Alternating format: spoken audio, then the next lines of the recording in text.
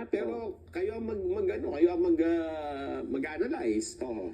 Nung tinanong siya kung anong tingin mo dun sa kaso ni Inday? Oo. Eh sabi niya, Inday ba, ano lang, maliit yan. Baliwala yan, wala kwenta yan. Una, kaya ni Inday yan. Okay. Kahit anong gawin nila dyan, kaya niya mag-isa yan. Sa pagtaya niya sa kanyang anak. Hindi yan ang binigyang pansin niya sa press con.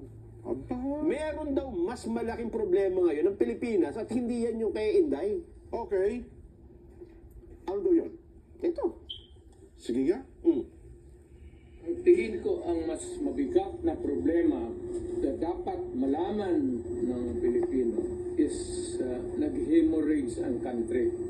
Pati yung PhilHealth nga na hindi sa gobyerno, contribution natin yan kasi kung magpa-hospital ka, doon yung may pambayad ka, depende sa category yung rates mo. Kung ibang iyo, dividend ka ba talaga na full o naglabas mo, wala ka ng bayaran. Yun ang 16 billion na nilipat nila. That is the most dangerous. And even Congress cannot do that. Trust fund yun eh. Galing inyo yun. Ako pati akin.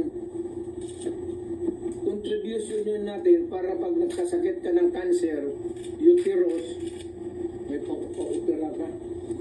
Ang nawala ang ating PhilHealth funds natin lahat was about 8.9 billion 89 billion. Of that 89 billion, 27 na lang ang nawala. 27 na lang ang natira. Pero paano yan? Hindi man ano ng gobyerno. Ang atin is, bakit nila pinakialaman?